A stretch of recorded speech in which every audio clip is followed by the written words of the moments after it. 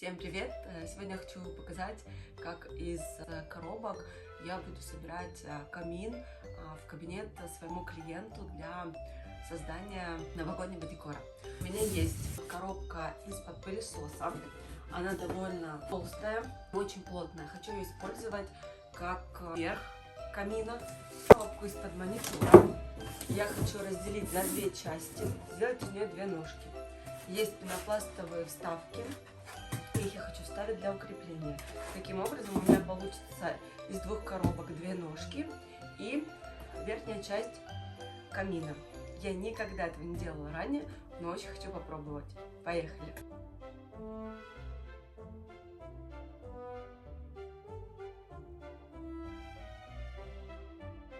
У меня получились две вот такие вот ножки. В одной стороне у них открыты, поэтому я взяла еще дополнительную коробку, вырезала такие вот основания. Теперь я их приклею, и ножки у меня будут готовы.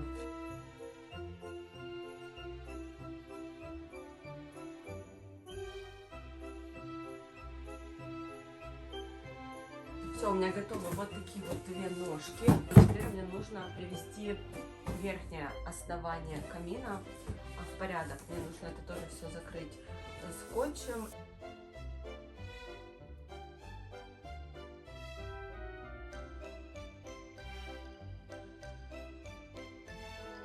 Все, коробка моя для верхней части тоже готова. Теперь мы можем его собирать. Итого мы имеем вот так ножка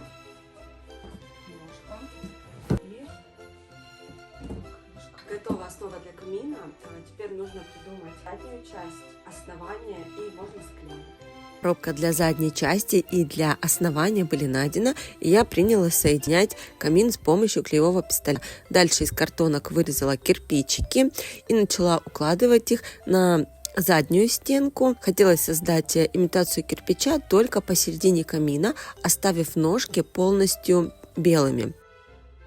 После я покрыла кирпичики клеем ПВА и принялась наклеивать туалетную бумагу, чтобы кирпичики имели более плавную форму и легче было красить.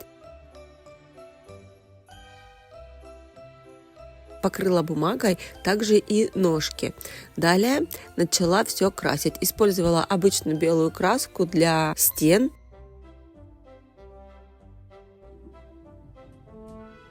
Также покрасила коробку для верхней части камина, приклеила на нее потолочный плинтус. Далее прикрепила коробку к остальной части камина.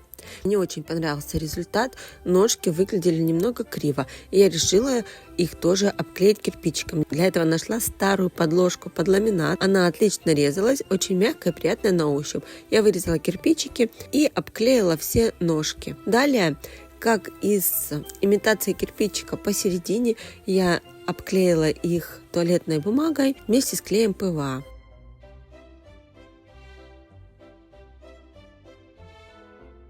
Далее принялась красить, покрывала все в два слоя. На кирпичиках оставляла имитацию неровного кирпича. В итоге получился вот такой прекрасный камин. И скоро он поедет в кабинет к клиенту, и мы будем оформлять его к Новому году.